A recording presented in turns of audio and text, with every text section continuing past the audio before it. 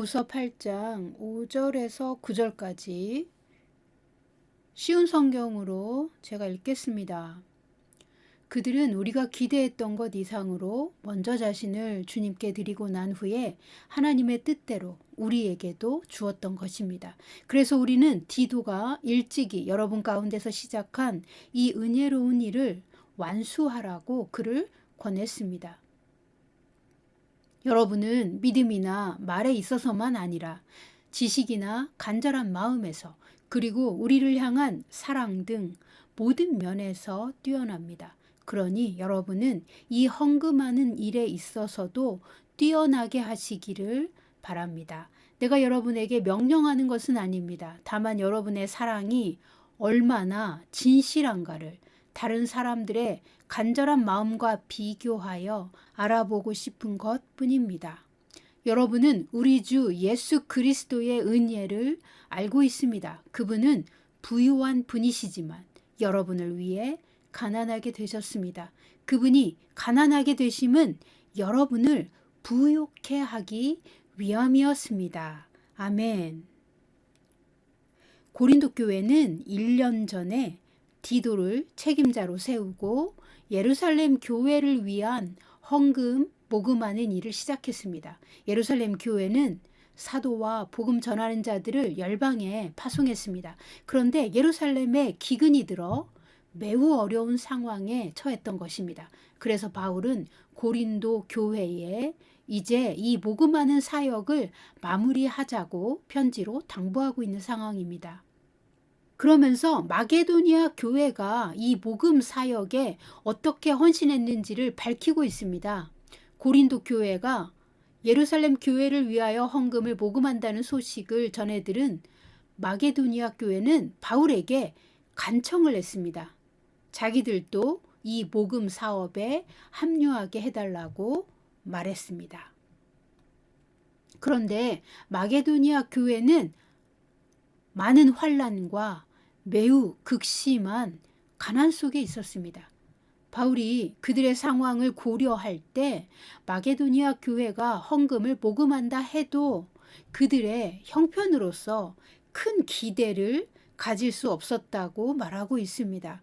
5절 보십니다. 그들은 우리가 기대했던 것 이상으로 먼저 자신을 주님께 드리고 난 후에 하나님의 뜻대로 우리에게도 주었던 것입니다. 아멘.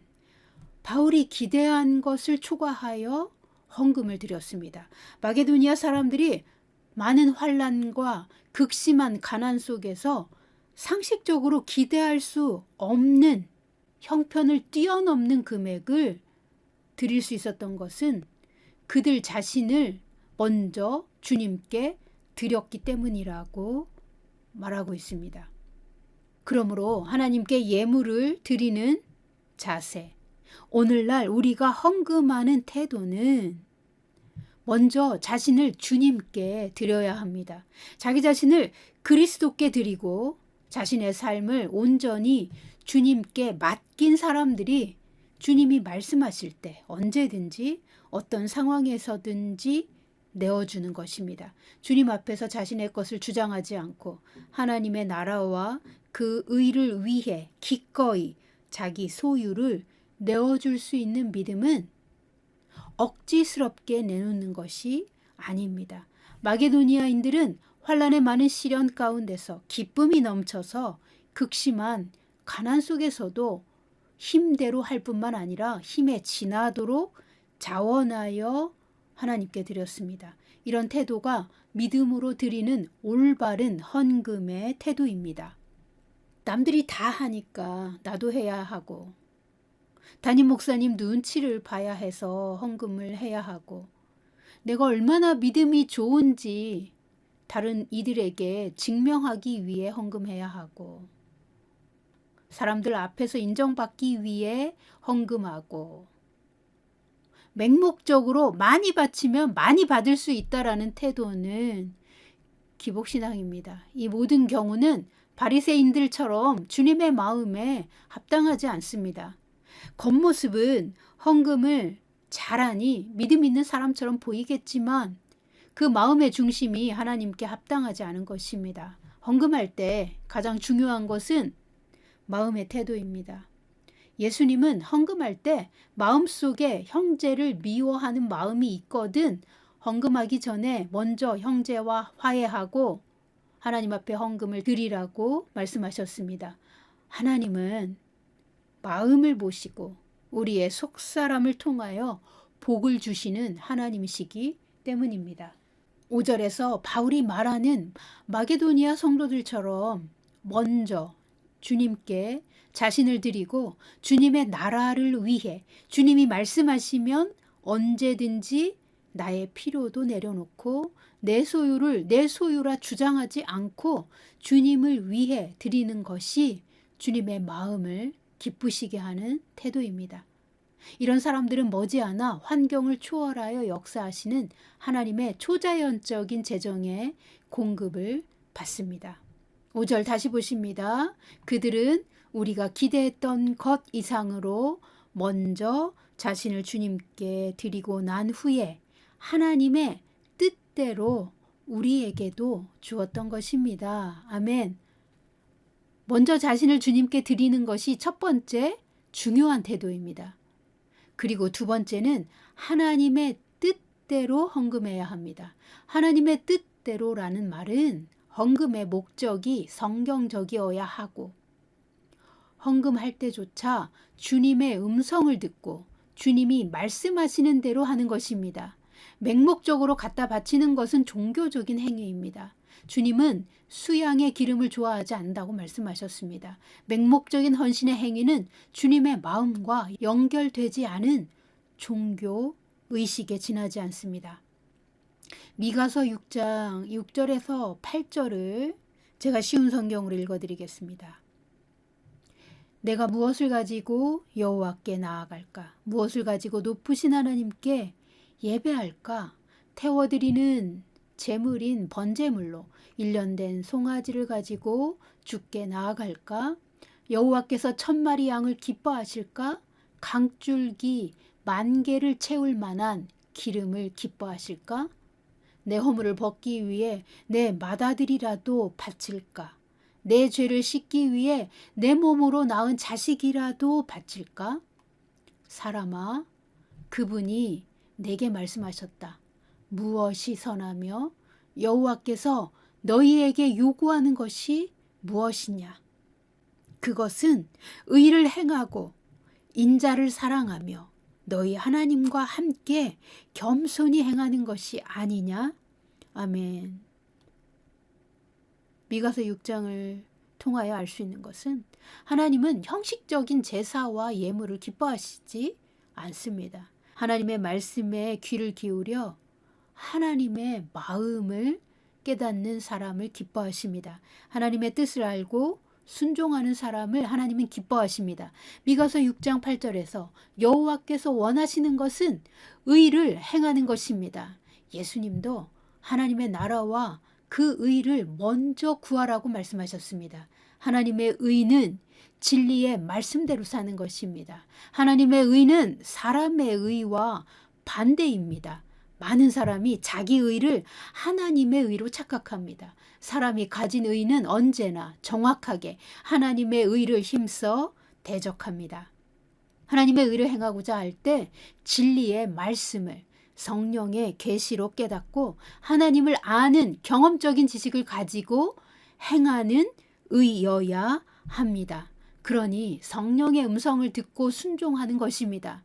헌금하는 것도 무조건 많이 드리면 되는 것이 아니라 주님의 나라와 그 의를 사랑하기에 성령이 말씀하시는 대로 순종하여 자원하여 기쁨으로 드리는 것입니다. 미가서 6장 8절은 여호와께서 원하시는 것이 먼저 의를 행하고 사람을 사랑하며 하나님과 겸손히 동행하는 것이라고 말합니다. 그러므로 오늘 본문 고린도후서 8장 5절에 마게도니아인들처럼 하나님의 뜻대로 바울의 복음 사업에 헌신한 것은 하나님의 나라와 다른 일을 사랑하는 마음에서 기꺼이 자기의 삶을 내려놓고 극단적인 헌신도 할 수 있었던 것입니다. 하나님을 사랑할 때 하나님의 영광이 임합니다.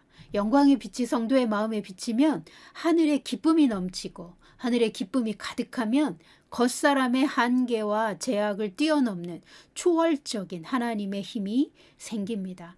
하나님의 은혜로 말미암아 인간적으로 할 수 없는 일을 성령이 말씀하실 때 순종할 수 있게 됩니다.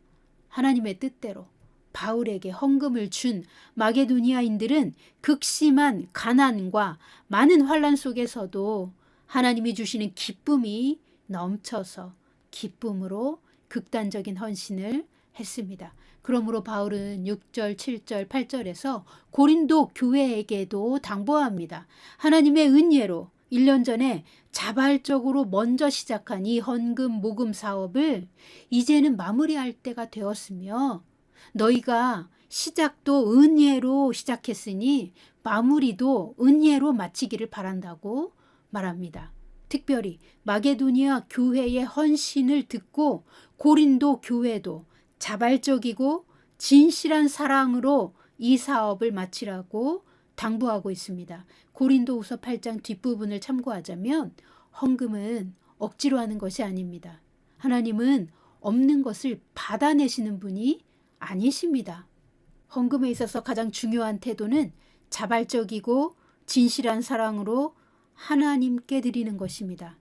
그 다음 중요한 것은 성령의 뜻을 따라 하나님의 뜻대로 하나님이 원하시는 곳에 하나님이 원하시는 방법으로 드리는 것이 성령이 행하시는 하나님의 사역입니다. 마게도니아 교회는 하나님의 뜻대로 바울에게 그들의 모금한 헌금을 주었습니다.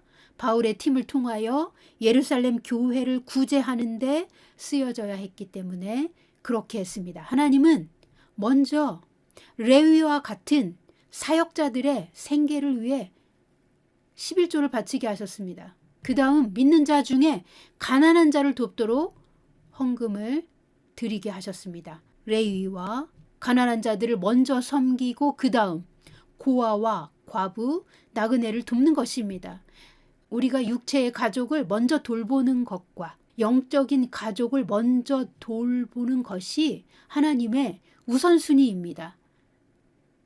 그리고 세상을 향하여 나아가는 것입니다. 초대교회는 서로 멀리 떨어져 있었지만 예루살렘으로부터 영적인 공급을 받은 이방인 지역의 교회들이 서로 형제로 연합되어 있었습니다. 서로가 필요를 채워주는데 매우 자발적이고 헌신적이었습니다. 고린도후서 8장 14절 보십니다. 제가 쉬운 성경으로 읽겠습니다.